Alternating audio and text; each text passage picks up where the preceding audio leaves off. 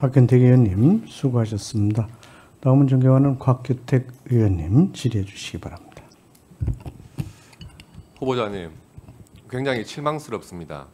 어저께 이 청문회장에서 국민들 앞에서 제출하겠다고 약속하신 자료가 있어요. 2023년도에 출판기념회 수익금을 보관하다가 혹시 2024년도에 추징금 변제하신 것 아니냐 물어보니까 그것은 2024년도에 1억 8천 대출받아서 변제한 것이다 답을 하셨고요. 또 11명에 대해서 1억 4천만 원 그 대출 채무 있던 건 어떻게 처리했냐 하니까 2025년 1억 5천 대출받아서 변제했다. 이 자료들은 본인 명의의 금융계좌이기 때문에 제출하겠다 이렇게 말씀하셨어요. 그런데 오늘 오셔가지고 또 제출하지 못하겠다 이렇게 말씀하셨습니다. 실망스럽고요. 만약에 그 자료가 확인이 안 된다면 저는 굉장히 문제라고 생각을 합니다. 그리고 출판기념회에 대해서도 출판기념회가 불법으로 규정된 것이 아니고 내가 해가지고 수익금, 찬조금을 받았으면 그게 불법이 아닌 이상은 상관없는 것 아니냐. 제도적인 논의는 국회에서 하라. 이런 취지로 말씀하셨거든요. 이 또한 굉장히 실망스럽습니다. 이 출판기념회의 찬조금의 뇌물성에 대해서는요. 법에 규정이 있는 게 아니고 2015년 법원 판결로서 이미 정해진 사안이에요.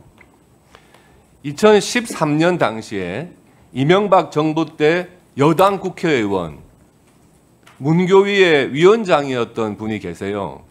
근데 그분이 출판기념회를 합니다. 해가지고 유관기관에서 찬조금으로 축하금이죠. 3,360만 원 받았어요. 그래서 실형을 선고받습니다. 그때 판결문에 뭐라고 적시가 되어 있냐 하면 금액의 규모, 출판기념회의 취지, 돈이 조직적으로 건네졌는지 여부, 특정 직무 행위에 대한 공여자 측의 기대 이런 것을 고려해서 출판기념회에서의 찬조금도 뇌물로 인정된다 이렇게 판결을 한 거예요. 지금 어저께 출판기념회가 쟁점이 됐습니다. 제가 자료도 띄워드렸습니다. 보건복지위 위원장으로 있으면서 1억 5천만 원 찬조금 받으신 거잖아요. 금액이 작은 금액이 아니죠.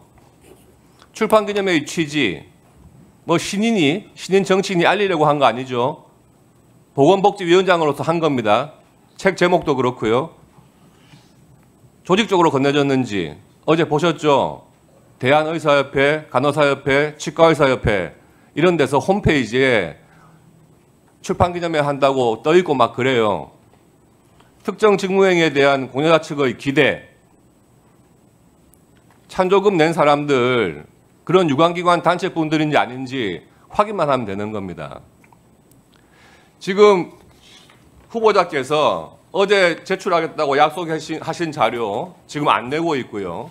그러면서 해명이 됐다고 하시는 부분, 그리고 이런 출판기념회에서 거액의 후원금 받으신 부분, 이런 부분은요. 이제 인사청문회 영역을 넘어서 저는 수사의 영역으로 가야 한다고 생각을 합니다. 검찰이나 공수처에서 수사 안 한다면요. 김민석 국무총리의 불법 정치자금 수수 의혹 규명을 위한 특별검사 저는 필요하다고 봅니다. 이제는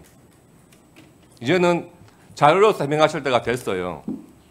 그리고 강신성 씨 문제 증인으로 못 나오죠. 못 나오는 분입니다. 왜 강신성 씨를 제가 오전에 언급했냐 하면요. 민주당 측 관계자라고 하는 분이 저한테 연락이 왔어요.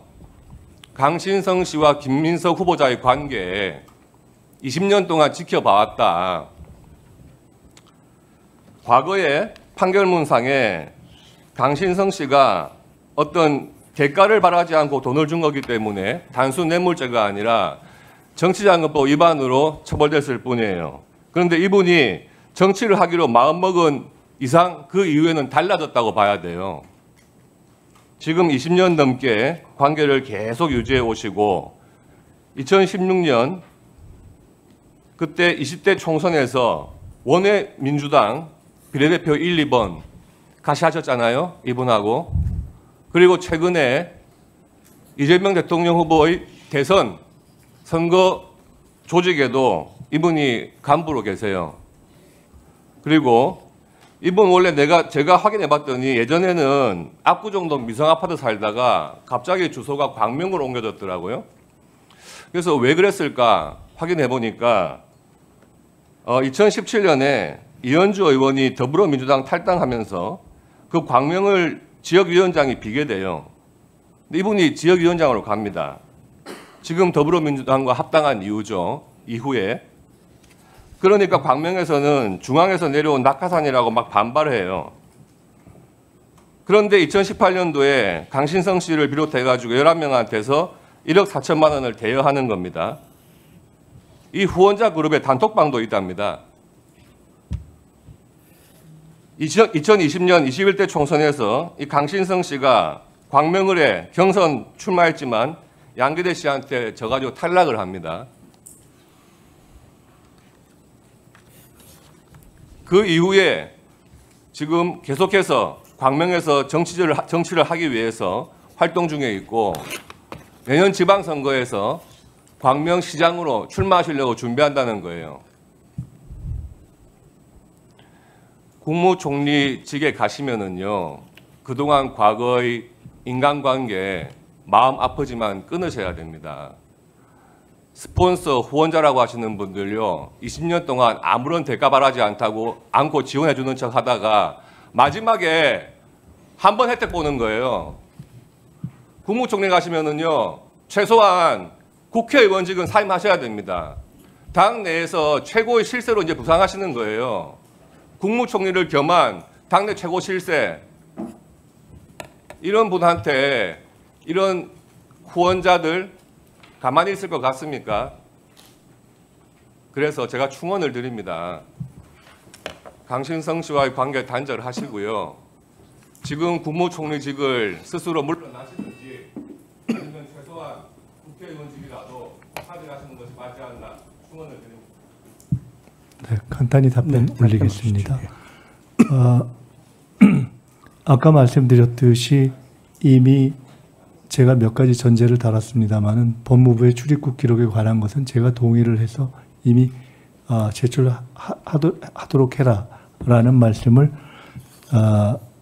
법무부 측에 전했다는 말씀을 이미 드렸습니다. 언제 어떻게 될 것인가는 사실은 제가 알지 못합니다. 그건 법무부 출입국 관리소 측에 제가 입장을 전했기 때문에 아까 이정배 위원장님께서 말씀 주신 대로 이러한 자료는 되고 이러한 자료는 안 된다라는 설명은 사실은 제가 드리는 것은 아니기 때문에 아마도 통상 이런 경우에는 총리실에 준비단에서 하지 않았는가라는 생각이 들어서 저는 그런 부분은 제대로 됐는지 안 됐는지 제가 정확히 알지 못해서 그런 부분은 아마 지금 이후라도 되면 좋겠다는 생각을 가지고 있다는 말씀을 드립니다. 출판기념회와 관련해서 출판기념회는 뇌물성이다 또는 출판기념회에서 된 책값은 그것이 평균 얼마가 되든지와는 상관없이 찬조금이다라고 규정하신 부분들에 대해서는 전반적으로 제가 동의하느냐 아니냐가 중요한 것은 아니겠습니다만은 개인적으로는 저는 아마도 이것은 출판기념회 전체에 대한 법적 규정을 우리 곽규택 의원님께서 다시 하시지 않는 한 대부분의 동의를 받기는 좀 어렵지 않겠는가 이렇게 생각을 합니다. 제 출판기념회와 관련해서 대략 이것이 평균 어느 정도의 액수로 후원금이 출판 축의금이 됐고 그리고 거기 참여하신 분들은 현재 출판기념회상 주어져 있는 법 규정에 어긋나는 분이 없었다라는 점을 다시 한번 말씀드리면서 그에 어긋나는 경우가 있다라는 어떠한 입증할 내용이 있으신지 궁금해서 여쭤보려고 합니다.